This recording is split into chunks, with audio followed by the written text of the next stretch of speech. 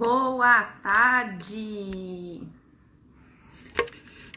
Muito bom! Mais um dia aqui dos nossos encontros de estudos e aprendizados. Hoje a gente vai falar sobre a síndrome do ovário policístico. Quero agradecer todo mundo aí que falou bastante, né, sobre a nossa última live, que a gente falou sobre endometriose, foi bem legal. Muitas perguntas, muitos contatos, muitos comentários.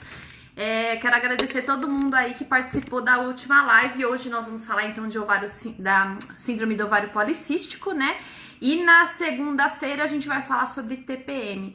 Nossos encontros aqui sempre acontecem de segunda, quarta e sexta, às 16 horas, né? E é aquela série Descomplicando. Então, a gente vai falar sobre a saúde da mulher e em vários aspectos, né, de adoecimento, de cura, não importa, aquilo que é importante para que a mulher possa conhecer nela, para trazer mais benefícios para sua saúde física, emocional e mental, né? Então hoje a gente vai falar sobre o ovário policístico, né? É importante colocar o seguinte, né? Existem alguns erros aí com relação à autodenominação que eu tenho a síndrome do ovário policístico. Então a gente vai entender hoje nesse Descomplicando se realmente tem ou não, né, a síndrome do ovário policístico. Primeira coisa que a gente precisa aprender e entender que quando a gente fala em síndrome do ovário policístico, né, que a gente chama de SOP ou SOP, né, a gente vai sempre pensar numa alteração metabólica que vai gerar uma alteração hormonal, tá? E não o contrário. Então, o processo metabólico é muito mais importante quando a gente precisa cuidar, quando a gente precisa trazer estratégias terapêuticas para tratamento da SOP. Então, pensem sempre em metabolismo, e um metabolismo que vai gerar alteração do sistema hormonal. É assim que a sequência para esse adoecimento, tá? Quando a gente pensa em cistos de ovário, né, que cistos de ovários são diferentes da síndrome do ovário policístico. O simples fato de fazer um ultrassom e no seu ultrassom você perceber, né, o médico inclusive avaliar que existem cistos nos seus ovários, não significa que você tenha a síndrome do ovário policístico. São diferentes, tá? Então, só ovário com cistos não caracteriza a síndrome do ovário policístico, tá? Por isso que se chama síndrome. Síndrome significa que existem vários sinais, vários sintomas que vão caracterizar aquele quadro, tá? Então, quando a gente pensa em síndrome do ovário policístico, eu vou ter no meu ovário cistos. Normalmente esses cistos, eles são preenchidos de líquido. E da onde vem esses cistinhos? Vem ou de um folículo que não conseguiu amadurecer, ou de um folículo que quando estava lá na fase de formação do corpo lúteo, ele não consegue se degenerar, tá? Então são essas duas fontes que a gente vai ter para demonstrar que esse cisto vai ficar presente ali naquele ovário, tá? Esse é um dos pontos. Segundo ponto que a gente precisa avaliar para caracterizar a síndrome do ovário policístico: crescimento de pelos, né? Então, normalmente crescimento de pelos vai acontecer aonde? No rosto, nas costas, no peito, nos seios, tá? Normalmente você vai ter mais pelos, né? Que a gente chama isso de hirsutismo, mas é o crescimento de pelos em lugares que não deveriam ter pelos nas mulheres, principalmente. Então a gente sempre fala, né, nesses pelos aqui de região de barba, né? Parece que crescem pelos como se tivesse barba. A mulher não tem barba. E se ela começa a ter barba, alguma disfunção acontece lá. Esse é o segundo ponto. Terceiro ponto que mostra que você tem a síndrome do ovário policístico: quando existe uma disfunção ovariana, que pode caracterizar por a inexistência de um ciclo menstrual ou um ciclo menstrual extremamente desregulado, tá?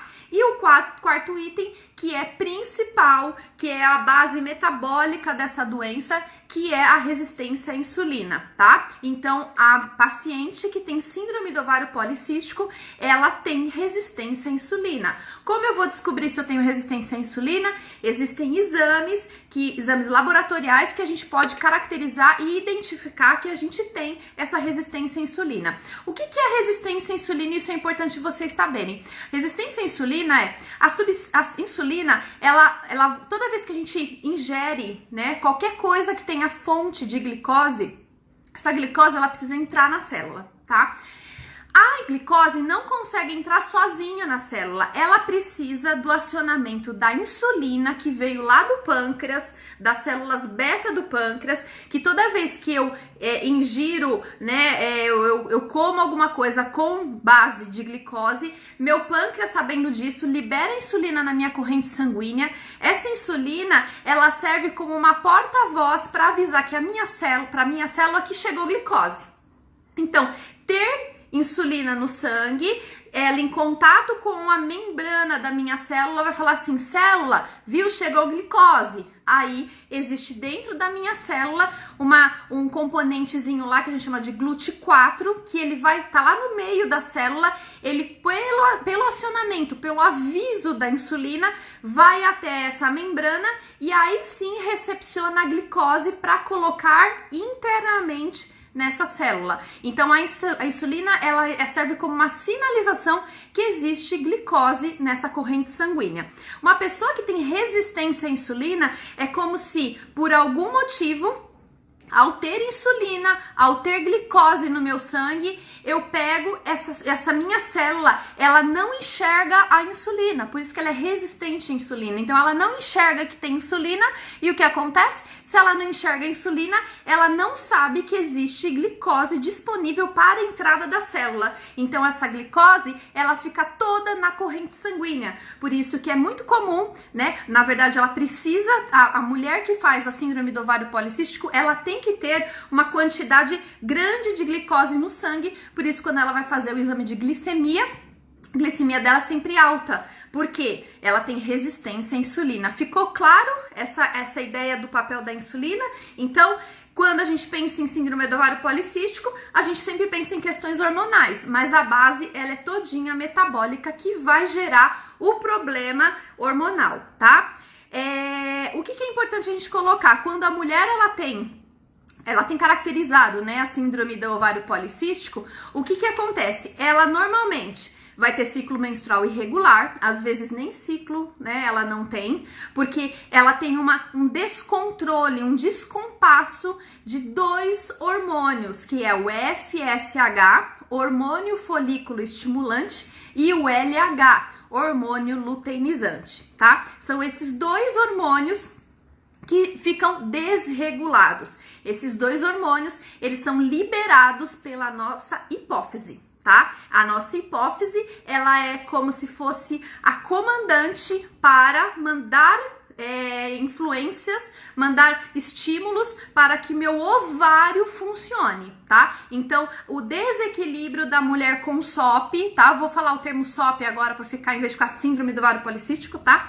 Ela tem uma alteração no equilíbrio de FSH e de LH, tá? Isso vai gerar uma consequência bastante comum, né, nessas mulheres, que é a questão da infertilidade, né? Então mexe com a função ovariana, uma vez que esses hormônios ajudam esse ovário a criar o processo de ovulação. Se esses hormônios estão desequilibrados, essa mulher tem grande dificuldade de ovular e, por consequência, vai gerar todo esse problema com relação à questão da fertilidade, né? Então é bom a gente sempre pesquisar quando existe um quadro de infertilidade. Uma das causas pode ser a SOP, como pode ser endometriose, como pode ser outros tipos de doença, tá? Outra coisa importante também, a mulher normalmente que tem SOP, ela pode sofrer de abortos espontâneos. É muito comum, né? Mulheres que conseguem gerar o bebê, mas não conseguem, entre aspas, segurar esse bebê. Isso normalmente acontece por conta de quem tem a síndrome do ovário policístico, tá? Foi feita uma pesquisa, né? Até coloquei aqui, 2015, uma pesquisa que identificou que existe uma plantinha que chama feno-grego, não sei se vocês já ouviram falar, mas o feno-grego, ele foi usado e foi feito um comparativo com mulheres que não tinham ovário policístico, mulheres que tinham a síndrome do ovário policístico e mulheres que tinham simplesmente só os cistos, tá? O que foi percebido quando usou feno-grego? Que essas mulheres que usaram feno-grego, elas conseguiram diminuir o volume e o tamanho de cistos. E além disso, conseguiram regularizar o ciclo menstrual. Isso é muito importante, porque um ciclo menstrual regulado vai gerar todos os benefícios hormonais que uma mulher tem, né? Por isso que eu sempre falo e sempre vou dizer que mulher foi feita para menstruar e mulher tem que menstruar. Se você menstrua mal, se você tem uma menstruação que te incomoda, cuide da sua menstruação. Retirar a menstruação, neutralizar a menstruação, não vai trazer nenhum tipo de benefício para você, tá? Bom, quando eu penso em SOP, eu tenho algumas estratégias que são importantes a serem adotadas. Como ela é uma doença metabólica, não tem como fugir, tá, da questão nutricional. Então, eu sempre falo o seguinte: mulheres que têm SOP precisam ter o acompanhamento de uma nutricionista. Uma nutricionista, principalmente nutricionistas que trabalham com práticas integrativas, porque elas vão conseguir ajudar essa mulher como um todo. Os farmacêuticos também que trabalham com práticas integrativas ajudam bastante, principalmente na parte farmacológica do tratamento da mulher que tem SOP, tá? Então, esse trabalho multidisciplinar com a paciente de SOP é muito importante. Então, vinculando práticas integrativas, o processo medicamentoso e o processo nutricional. Mulheres que têm SOP precisam perder peso, tá? Ah, Ana Paula, isso, meu Deus do céu. Sim, porque existem vários trabalhos demonstrando que a mulher que tem SOP consegue perder de 10 a 5% do seu peso corporal, conseguem já gerar uma diminuição da resistência da insulina, que é o ponto fundamental para desenvolvimento da SOP, tá? Outra coisa, a gente precisa modular essa questão hormonal de FSH e LH, né? Então, a gente precisa cuidar da parte hormonal. Muitas das vezes, essa parte hormonal precisa ser cuidada de forma farmacológica, por isso a atuação do farmacêutico clínico nesse momento, mas a questão da dieta, de comportamento alimentar, esse todo pode ser orientado com a nutrição, tá? Então, vocês veem como que o trabalho multidisciplinar na paciente SOP é essencial. Não dá para trabalhar um profissional só. A gente tem que trabalhar em conjunto, tá? E eu preciso cuidar da saúde ovariana, né? Olha que estranho isso, né? Saúde ovariana. Então, os meus ovários, eles precisam estar muito saudáveis, para que eu possa, inclusive, minimizar a possibilidade da manifestação da SOP, tá? Então, cuidar disso é muito importante. Mas falando em ovários, vamos entender primeiro, isso é ponto fundamental para entender a SOP, tá? Entender qual é a função do ovário, tá? A função do ovário, todas nós mulheres, né? Eu também sou mulher, eu tô vendo que tem um monte de mulheres aqui. Todas nós mulheres, nós já nascemos com os nossos folículos, com os nossos óvulos. Nossos folículos, eles vão passar por um amadurecimento para se tornar óvulos, tá? Esse amadurecimento, ele é todo intercambiado por meio de hormônios que as mulheres, a partir do momento que elas começam a ter uma idade fértil, essa liberação de hormônios vai ajudar no amadurecimento desses óvulos, tá? Olha que interessante. Nossos óvulos, nós nascemos já com ele. Nossos óvulos são formados quando a gente tá dentro da barriga da nossa mãe, tá? Então, as mulheres aí que ficaram grávidas de meninas, as suas filhas produziram e formaram os seus óvulos quando estavam dentro da barriga da mãe, né? Então, os meus óvulos foram formados quando eu estava dentro da barriga da minha mãe, tá? Quando eu nasci, né, quando a maioria das mulheres aqui nasceram, quando nós éramos bebês, a gente tinha uma média de 700 mil óvulos. Gente, olha esse número, 700 mil óvulos, foi quando a gente nasceu, tá? Passado algum tempo, quando a gente tá entrando ali na puberdade, existe uma melhoria, uma alteração ali hormonal, né? Uma dispensação de substâncias, de folículos que não vão vingar. Então, na puberdade, esse número de 700 mil passa para 400 mil a 300 mil óvulos, tá? É muito, né, gente? Mas desses 300 mil e desses 400 mil, apenas 1% vai realmente passar pelo processo de folículo a óvulo, tá? Então, a gente vai ter uma média aí de menstruações e de óvulos formados numa média de 400 óvulos na vida fértil de uma mulher. É um número muito grande, né? Então, nascemos com 700 mil, mas na verdade só 400 é que vão a cada ciclo serem desenvolvidos. Nossa, será que então eu posso engravidar de 400 bebês? Mais ou menos isso, né? E a gente sabe que os melhores óvulos são selecionados ali na faixa da mulher em torno de 25 até 36 anos, né? Por isso que as pesquisas demonstram que para ter uma gestação de maior qualidade e melhor, que a gente consiga ter filhos nessa faixa etária pela eleição de óvulos de maior qualidade, tá? Por que eu tô falando tudo isso para síndrome do ovário policístico? Vocês perceberam que eu falei o seguinte: nossos óvulos são formados, né, lá no nosso ovário quando a gente tá dentro da barriga da mãe, tá? Então, como foi a gestação da minha mãe vai trazer muita influência de como estão os meus óvulos. Então eu vou perguntar para vocês e eu quero que vocês perguntem isso para a mãe de vocês.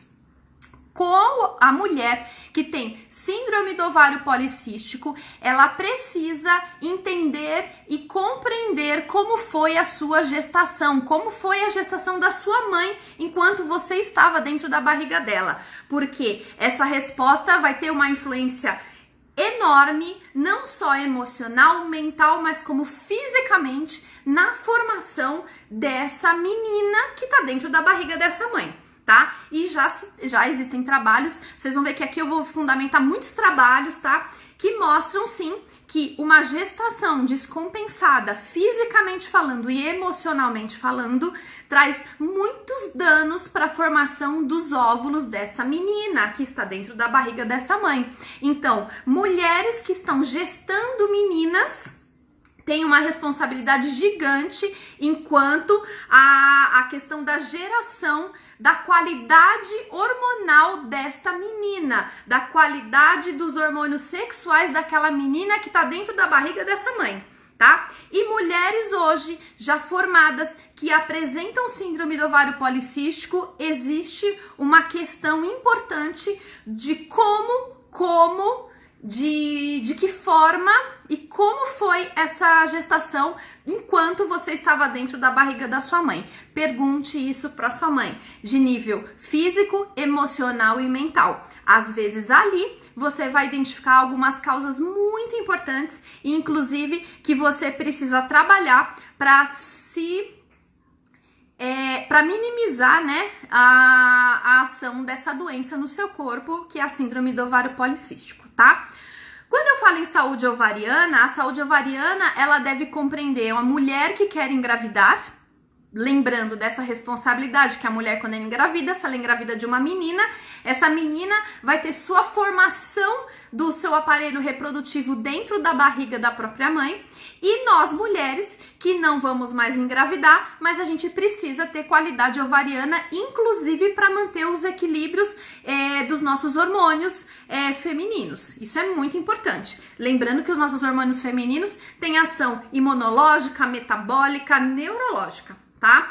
Uma mulher com uma progesterona desequilibrada é uma mulher com tendências depressivas. É uma mulher que pode gerar doenças em níveis hepáticos e até mesmo neurológicos, tá? Então só não é simplesmente o hormônio. Nós trabalhamos, o nosso corpo ele trabalha conversando com todos os órgãos, todos os sistemas. Nós somos uma orquestra, tá?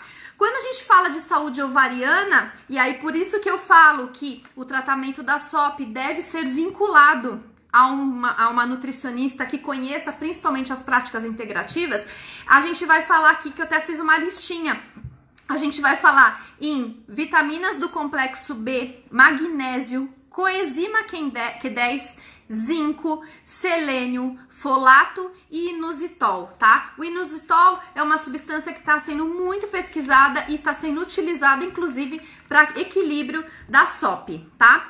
Quando a gente fala de SOP, tá tranquilo, gente? Tá muito rápido? Me deem aí um feedback de como tá tudo, se tá complicado, se tá difícil, se realmente está sendo descomplicando ou eu estou complicando a vida de vocês, enquanto eu bebo uma aguinha.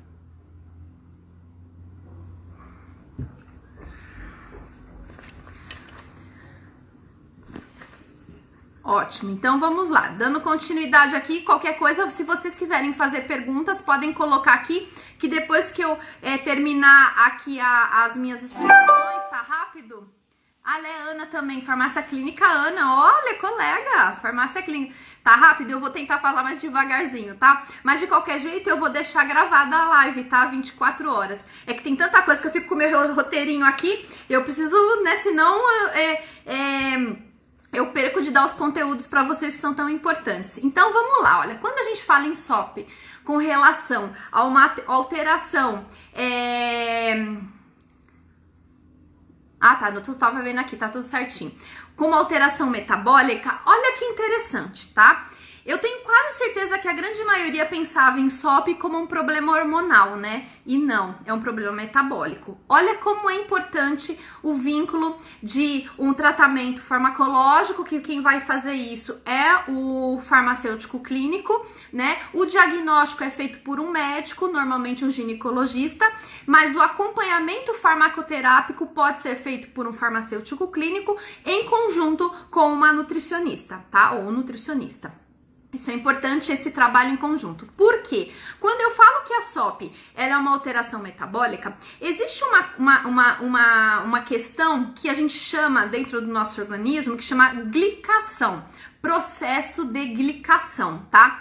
O processo de glicação funciona da seguinte forma: toda vez que meu organismo percebe que existe muito açúcar na minha corrente sanguínea, eu preciso eliminar esse açúcar na minha corrente sanguínea, porque não é bom, ele traz danos,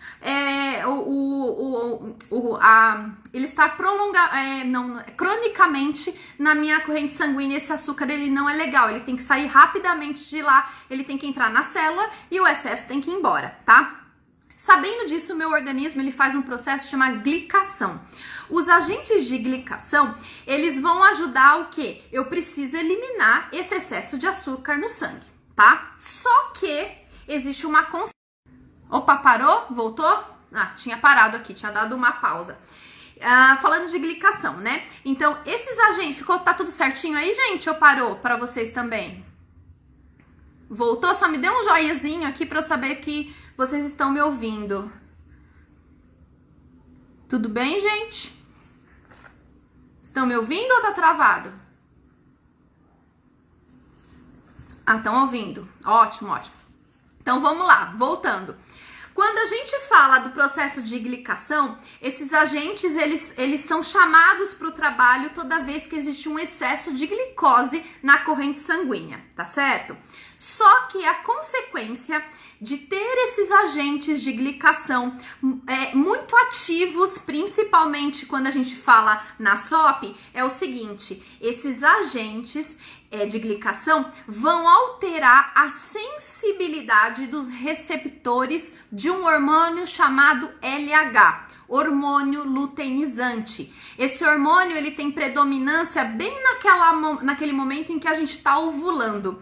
Quando o meu receptor de LH ele fica menos sensível por conta dessa glicação, tá? O que vai acontecer? A maioria das conversões de colesterol vão ser intensificadas para estradiol. Então, eu vou aumentar a conversão de colesterol para estradiol lá dentro dos ovários. Com isso, os meus hormônios já começam um processo de desequilíbrio. Por que eu tô falando isso? Para mostrar para vocês que o desequilíbrio menstrual, o desequilíbrio hormonal, ele tem como causa essencial o processo metabólico, que é a formação de glicação pelo excesso de açúcar. Então, eu não vou nem deixar de falar, vocês sabem muito bem aonde eu quero chegar, que sim, a paciente que tem SOP, ela tem que excluir ao máximo a questão de carboidratos simples para manter a sua glicemia extremamente controlada. Se ela não tiver a glicemia controlada, esse processo vai ficar se retroalimentando o tempo inteiro e gerando ainda mais possibilidade do desequilíbrio metabólico, criar um processo de desequilíbrio hormonal, tá? Olha que interessante, eu não tenho como não falar de SOP se eu não falar dos meus bichinhos queridos de microbiota. Nossa, você deve falar assim, Ana, todas as suas aulas de endometriose, de candidíase, de tudo, você fala dos bichinhos das microbiotas, né? Sim, eu falo sempre, porque a qualidade da minha microbiota intestinal é fundamental para trazer equilíbrio de saúde como um todo, e não é diferente nas pacientes SOP. Olha que interessante esse estudo. Esse estudo foi feito aqui, deixa eu pegar aqui. Esse estudo foi feito por um grupo chinês, tá? Então, os chineses, eles não só fazem o COVID, mas eles também fazem muitas pesquisas, né? Então, quando esse grupo de chineses, eles perceberam que as pacientes que tinham SOP, elas tinham em uma quantidade muito grande de um micro-organismo que se chama Bacteroides vulgatus, tá? É um bichinho, é um micro-organismo. Vou falar de novo o nome dele, ó. Bacteroides vulgatus. Ele tinha uma colonização muito grande nas mulheres que têm SOP, tá? Essa foi a pesquisa do chinês. Aí, o que o chinês ele fez? Ele fez um transplante de microbiota dessas mulheres que tinham SOP e colocaram em ratos, tá? Em ratas, né, para ser mais específica. Essa colonização desse Bacteroides vulgatus em ratas saudáveis, depois de um tempo, essas ratas começaram a desenvolver, olha só, resistência à insulina, alterações no seu ciclo menstrual, principalmente relacionado à ovulação, e além disso, uma mudança no formato dos ovários.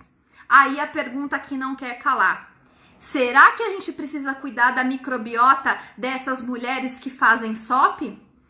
Porque olha só, esse estudo mostrou que quando eu pego a microbiota de uma mulher que tem SOP e faço esse transplante para ratas que eram saudáveis, pelo fato delas terem a presença desse micro-organismo no organismo delas, começou a gerar um monte de alterações de base metabólica e também hormonal, só pelo simples fato da presença do bichinho Bacteroides vulgatus. Pensem sobre isso e vejam como é importante a gente realmente cuidar da nossa microbiota, e não dá para ser diferente nas mulheres com SOP, não dá para deixar isso de lado. Precisamos trazer a modulação da microbiota intestinal dessas mulheres, certo? Outra coisa importante, quando a gente fala em SOP, claro que uma das consequências vai ser essa alteração hormonal, que vai gerar principalmente o processo de abortos espontâneos, a infertilidade e, na grande maioria das mulheres, do desequilíbrio no ciclo hormonal, do ciclo menstrual, onde pode existir grandes intervalos entre uma menstruação e a outra, ou até mesmo a inexistência de ciclo menstrual, tá? Por que isso acontece? Voltando ainda na questão da insulina, né, que é muito importante a gente cuidar da qualidade de glicemia dessa mulher que tem SOP. Quando a mulher ela tem a resistência, né? E tem muita, se ela tem resistência à insulina, significa que ela tem muita insulina andando ali na corrente sanguínea. Por conta disso, quando eu tenho aumento de insulina na minha corrente sanguínea, eu vou ter um aumento também do meu perfil de hormônios androgênicos, principalmente testosterona, tá? Então, a mulher que tem SOP, ela apresenta um percentual, um valor diferente, normalmente acima de testosterona, do que as mulheres saudáveis. Por isso, o desequilíbrio hormonal que veio de um processo de insulina e não de uma base hormonal, tá? Existem alguns trabalhos também bem interessantes. Esse aqui é um artigo de 2018 que mostrou que o uso de vitamina D é muito importante. Por quê? Porque quando eu uso vitamina D, a vitamina D, que é errado falar que ela é vitamina, porque na verdade ela não é uma vitamina, ela é um pré-hormônio, então ela tem atuação imunológica, hormonal e neurológica. Então, nesse estudo de 2018 foi verificado que a maioria das mulheres que tem SOP normalmente tem deficiência de vitamina D. E se eu faço a suplementação de vitamina D nessas pacientes, o que foi conseguido de acordo com esse artigo? Conseguiu-se a melhoria da glicemia em jejum, baixando esses percentuais, houve um equilíbrio da insulina basal e uma diminuição de um exame que chama HOMA-IR, que é um exame que vai mensurar o quanto eu tenho de resistência à insulina. Então, é para se pensar numa questão de um equilíbrio na questão da vitamina D. Vocês viram que eu falei anteriormente de várias vitaminas? Então, a questão nutricional dentro de SOP se contempla o tempo inteiro, tá? Só que nesse estudo eles mostraram o seguinte: para que tenha uma eficiência de qualidade dessa vitamina D nas pacientes com SOP, se faz necessário juntar a vitamina D, cálcio, vitamina K, magnésio e zinco. E mais ainda, um complementar a esse trabalho falou que cromo é também uma substância que ajuda demais no processo de resistência à insulina. Uma média de 200 microgramas por dia já seriam suficientes, tá? Então, essa doença SOP, ela tem muito a ver com uma doença de base nutricional, né? Por isso que a gente fala que a questão metabólica ela está envolvida e o tratamento farmacológico é necessário, uma vez que esse padrão metabólico vai gerar consequências principalmente hormonais, tá? Quando eu quero saber se eu tenho SOP ou não, tá? Isso é importante colocar. O simples fato do seu ultrassom ter cistos não significa que você tenha síndrome do ovário policístico. Você tem cistos ovarianos, ponto. Isso é importante, tá? Para que eu tenha a totalidade e entenda que eu tenha uma síndrome do ovário policístico, eu tenho que ter alterações metabólicas e alterações hormonais e regulares. Por isso, quando eu vou fazer o exame, eu preciso sempre avaliar o seguinte, ó, que eu até fiz uma listinha para que isso, quem gosta, né, quem tá acompanhando as aulas e tá ficando sempre com um caderninho aí anotando, que eu recebi essa última live que eu fiz, né, de endometriose. Teve uma menina que falou que assistiu a aula 2 vezes seguidas para conseguir anotar tudo, né? Então, já que vocês gostam que eu entre nesse nível de detalhamento, então eu vou trazer aqui para vocês quais são os exames necessários para realmente o médico diagnosticar que você tem síndrome do ovário policístico, tá? Os exames são FSH, hormônio folículo estimulante, o LH, hormônio luteinizante, estradiol, TSH, que é o hormônio que é liberado para estimular a nossa tireoide, né, que vem da nossa hipófise, testosterona total, 17-OH progesterona, principalmente, ele deve ser medido no 2º ou 3º dia do seu ciclo menstrual, tá? Essa data perfeita para tirar sangue, ela faz toda a diferença, a gente precisa pedir para isso, tá? Eu preciso ver a curva de insulina associada à curva de glicemia e, além disso, o ultrassom pélvico, tá? Então, é um conjunto de informações que o médico, ele vai ter a competência técnica de diagnosticar o seu caso com a síndrome do ovário policístico. Certo, gente?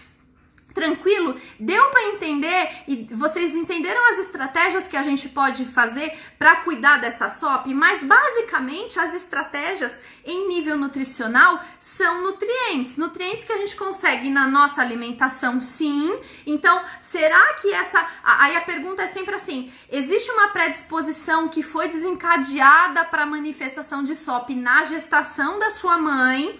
Porque, não se esqueça, na sua gestação, a hora que eu estava sendo feita na barriga da minha mãe, foi quando foi feito os meus ovários, foram feitos os meus folículos, os meus óvulos.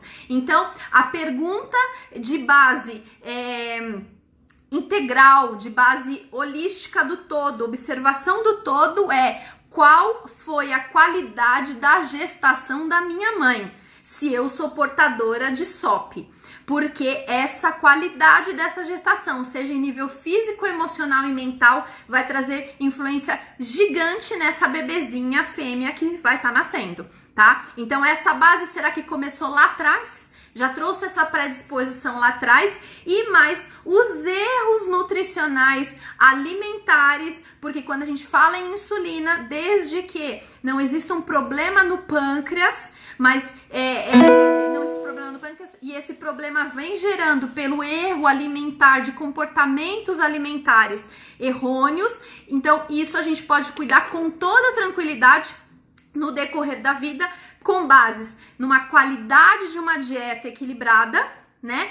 E alguns princípios fitoterápicos, homeopáticos, que a gente possa usar para voltar o equilíbrio de trás para frente, trazendo um equilíbrio hormonal que vai gerar um equilíbrio metabólico. Então, as duas vertentes quando a gente pensa em SOP é cuidar do metabólico mais hormonal. E aí, coloco novamente, será que o uso de anticoncepcional para tratamento de síndrome do ovário policístico, vocês entendem que ele vai trazer benefícios ou ele é apenas um paliativo?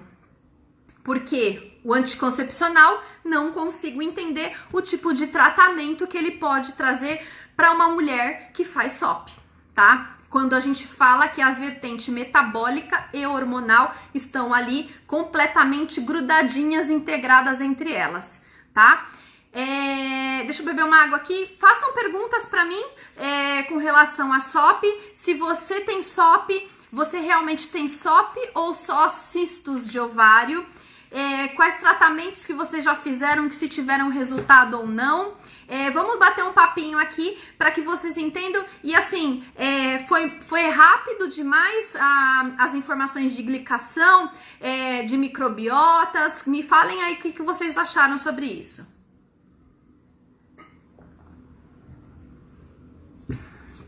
Só ajustando aqui outra coisa, tá, gente? Tá disponível lá na minha bio, na minha página. Vocês cliquem lá no Linktree, vocês conseguem ter acesso ao e-book 10 hábitos para acabar com a sua TPM, tá? Então, é só entrar lá, cadastrar o seu e-mail, que eu envio para vocês o e-book da TPM, tá? Então, aproveitem, é um presente meu para vocês, então aproveitem esse e-book lá, que ele tá bem completo, com bastante informações e de coisas que a gente pode fazer no nosso dia a dia, tá? Deixa eu ver se tem perguntinhas aqui, que eu vi que tinha pergunta aqui atrás. Vamos ver aqui. Opa, eu sempre aperto o botão errado aqui. Pronto, vou lá. Deixa eu ver aqui. Rô, açúcar quando ingerido além do necessário é um perigo para o organismo. Sim, e principalmente para paciente SOP, tá? Ela deve resguardar a sua saúde para usar os açúcares refinados, né? A Ju Graminho, isso é uma pré-diabetes? Não, pré-diabetes... quando a gente fala em pré-diabetes, é quando a gente observa que a nossa glicemia, ela já tá acima ali de 100 até 140, né? Quando a gente faz os nossos exames. Então, não sei se essa pergunta foi isso, tá, Ju? Mas uma paciente com SOP, ela tem características de pré-diabética? No que diz respeito à questão de resistência à insulina, que é o exame Roma-IR, e com relação ao valor que ela tem de glicemia, que sempre é um pouquinho mais alto, podemos dizer que sim. Só que o processo de diabetes é uma doença muito mais grandiosa do que simplesmente a SOP, tá? Mas elas estão próximas, podemos se dizer próximas, mas no nível diferente. Mas a paciente de SOP, não sei se essa foi sua pergunta, mas a paciente SOP, ela já tem características de uma pré-diabetes. Não posso dizer isso, porque diabetes é um conjunto de vários sintomas, mas dentro do diabetes existe um processo de uma glicemia alta, que é muito açúcar no sangue. Sim, a paciente SOP também tem. A paciente SOP também tem resistência à insulina, como os diabéticos tipo 2, tá? Vamos ver, a Regina atrasou, mas chegou, que ótimo. A Ana, farmácia clínica, minha xará aqui. Quais são suas estratégias clínicas em relação a fitoterápicos? Tá, ótimo, ótimo. Então, assim, primeiro, eu gosto muito, dependendo, claro, da paciente, tá? Avaliar principalmente quanto ela já tá acima do peso e qual o tempo em que já existe SOP naquele organismo, tá? Eu gosto sempre de observar e não deixo passar essa informação de como foi a gestação dessa mulher, né? A gestação de quando ela estava dentro da barriga da mãe dela, para avaliar se as questões gestacionais trazem influência para o dia a dia de hoje, tá? Fitoterápicos, gosto muito, e existe um trabalho, como eu falei para vocês, de feno grego, tá? O feno grego, ele funciona muito bem nos casos de SOP. Eu tô até pegando aqui a informação completa, tá? O feno grego, o estudo que foi feito em 2015, foi usado 1 grama de feno grego padronizado em 40% de saponinas, tá? Com resultado muito, muito bom. Esse estudo foi feito com mulheres, grupo controle, e mulheres que tinham SOP, mulheres que só tinham cistos ovarianos, e a redução do tamanho e do volume dos cistos foi muito, muito característica, foi muito expressiva, falando a palavra certa, foi muito expressiva. Então, o feno grego, ele ajuda muito, principalmente porque ele tem atuação na regularização do ciclo menstrual. Outra coisa que eu gosto muito de usar também é o inositol. O inositol funciona também muito bem, principalmente no que diz respeito à resistência à insulina, que é uma coisa que a gente precisa cuidar, tá? Existe também, não sei se vocês já ouviram falar dos ciclos das sementes, né? O ciclo das sementes, ele funciona também muito bem nas pacientes SOP, onde a gente usa semente de abóbora, semente de gergelim, semente de girassol e... Falei gergelim, né? Gergelim, abóbora, girassol e tem mais uma. Esqueci agora o nome. Gergelim... Nossa, esqueci o outro nome. Se alguém lembrar da quarta nome... Francis, me ajuda. As quatro sementes. Acabei esquecendo o nome da semente. A Francis conhece. Essas 4 sementes, elas também funcionam muito bem. Tem bons resultados, desde que vinculadas, tá? Esse ciclo das sementes vinculados a outras estratégias terapêuticas e nutricionais para isso, tá? Gosto muito quando falando também na questão de SOP, eu preciso trabalhar de forma homeopática com essa mulher para entender quais mecanismos fisiológicos de força vital que fazem essa mulher fazer esse adoecimento. Então, é uma base e além disso também a parte de modulação intestinal para identificação de qual cepa é mais importante para equilíbrio, principalmente também de insulina, tá, Ana? A Francis, tenho SOP, fiz tratamento por anos com anticoncepcional e engordei demais. Sim, né? Porque foi só o cuidado visando a parte hormonal e não a questão metabólica. Ju, foi isso que perguntei. Ótimo, então tá bom, que bom. Aline, o Mirena seria indicado para quem tem ovário policístico? Então, vamos lá. O Mirena, ele tem uma atuação hormonal, certo? O problema SOP, ele é um problema hormonal? Não, ele é um problema metabólico. Então, eu preciso usar estratégias de modulação e equilíbrio metabólico, que vão trazer consequência no equilíbrio e na modulação hormonal, tá? Então, atuar só com ferramentas hormonais não é a solução para SOP, tá, Aline? Tantã. Vamos ver aqui, quem mais, Ah, linhaça, obrigado, Francis. Linhaça, então vamos lá. Semente de abóbora, semente de girassol, gergelim e linhaça, tá? Essas 4 sementes, elas são muito boas e são deliciosas, né, Francis?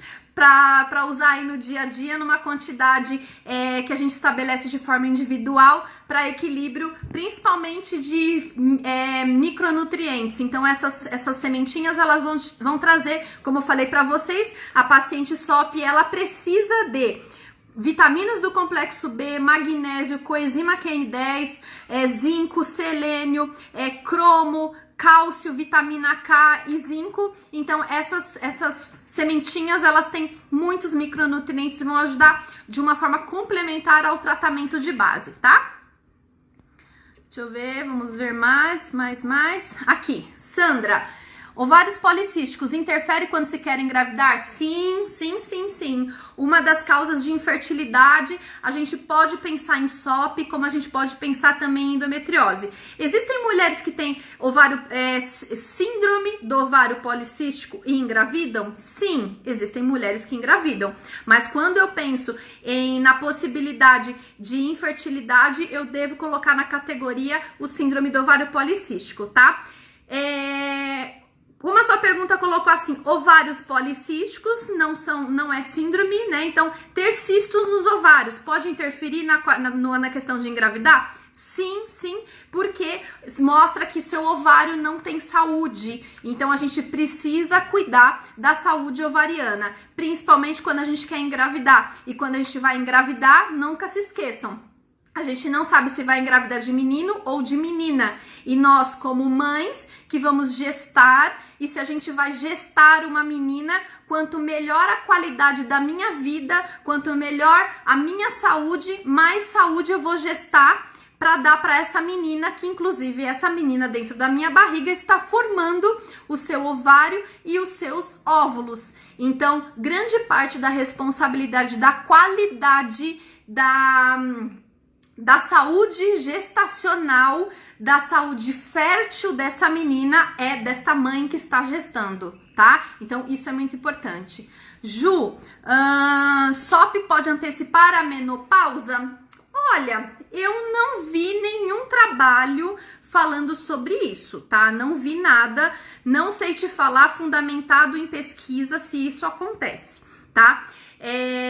O que a gente sabe da menopausa é que a menopausa, ela vem de um desequilíbrio, né? Uma menopausa antecipada, tá? Tô falando na antecipada, não na menopausa normal que todas nós vamos ter um dia, graças a Deus, e tomara que sim, tá? Mas a mulher que faz uma menopausa aí com 30, 35 anos, né? Que é uma antecipação, isso mostra principalmente um ovário que não é saudável.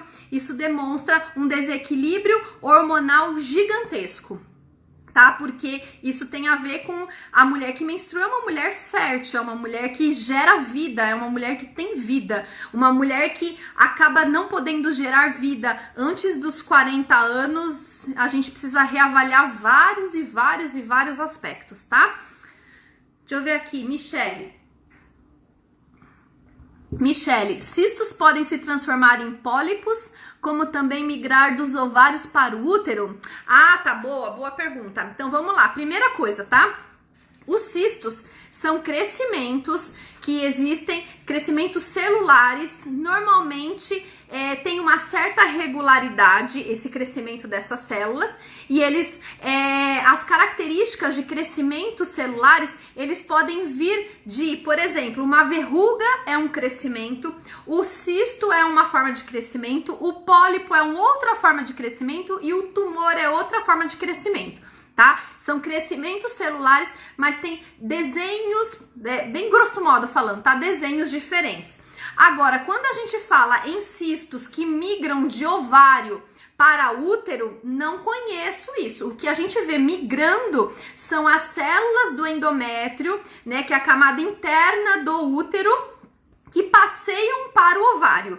Que a isso a gente chama de endometriose, tá? Não sei se foi essa pergunta que você fez, Michele. Te esclareci? Coloque pra mim se eu te esclareci ou não. tá? Então, normalmente o que acontece é migrar células do útero para o ovário, que é o que a gente chama dos processos de endometriose. Perguntas, gente? Perguntas?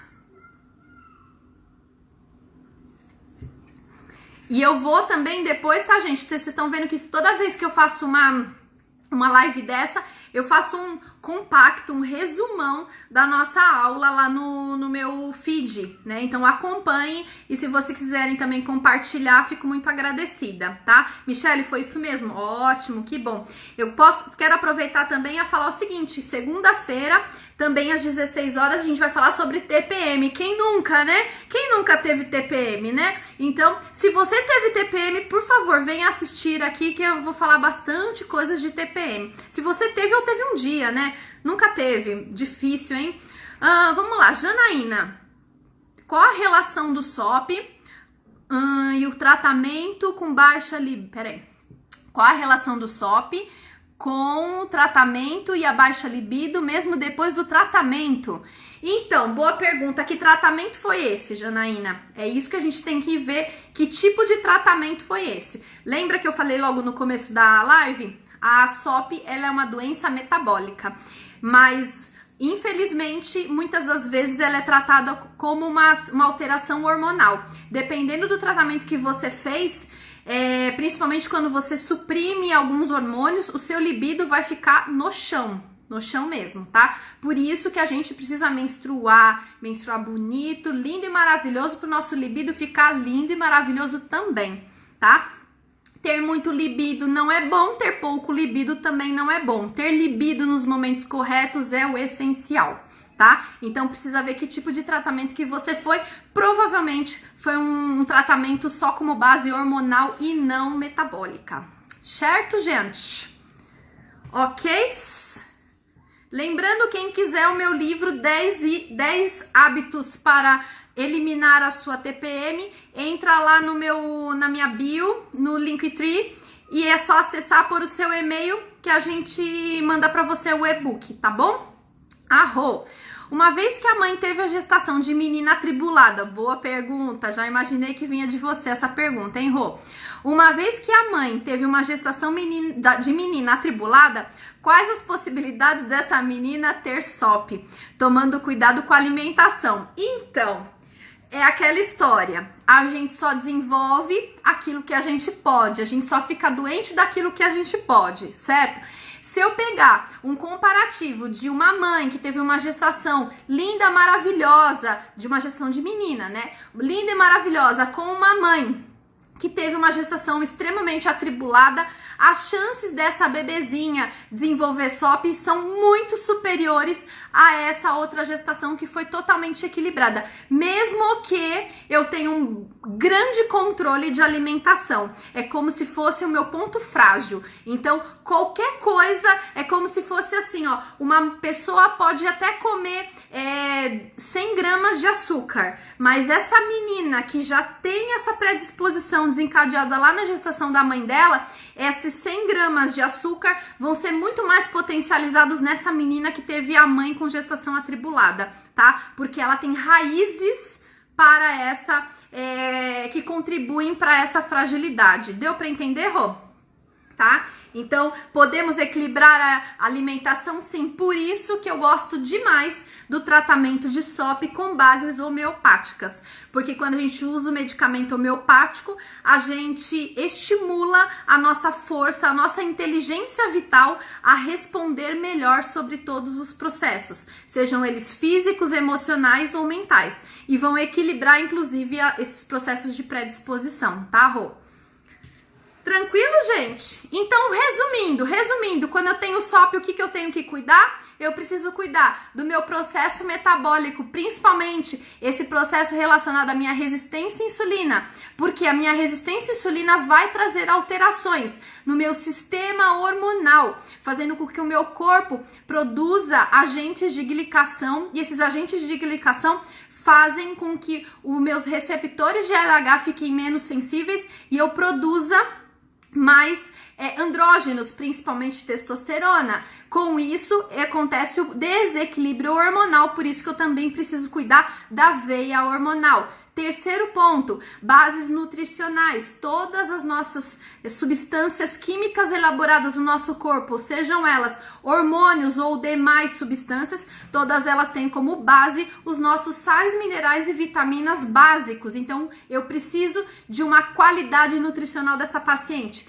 E quinto ponto, eu preciso cuidar da minha microbiota intestinal, uma vez que já vários estudos, e eu trouxe para vocês o estudo chinês, que mostrou que a paciente SOP, ela tem predominância de um micro-organismo específico, que chama Bacteroides vulgaris, que quando eu pego esse bichinho e coloco em ratas, elas começam a desenvolver sintomas como se estivessem com SOP, né? Então, esses 5 itens são essenciais para cuidado dessa paciente que tem SOP. Se eu não cuido dos 5 itens, eu acabo deixando e abrindo brechas para que esse tratamento não seja efetivo e não contemple a totalidade do caso. Certo, gente? Tranquilo? Tô vendo aqui, o Instagram já me deu 1 minutinho só. Eu quero aproveitar para agradecer muito a presença de vocês. Vou deixar gravado, né? Se o Instagram deixar gravado durante 24 horas. Espero que tenha sido um descomplicando mesmo o SOP para vocês. Que essas dicas que eu tenha dado para vocês, vocês consigam aplicar. O tratamento em conjunto multidisciplinar é essencial para paciente SOP, tá? Quem gostou, manda essa live para quem precisa, para que tenha esse conhecimento, e eu vou também depois colocar um resuminho lá para vocês. Então, obrigado. Segunda-feira às 16 horas, tudo sobre TPM, vamos nos livrar dessa TPM. Peguem lá o e-book também de vocês. Um ótimo final de semana e ó, sem muito doce, hein? Cuidado, ó as meninas de SOP aí, tô de olho. Beijo, tchau!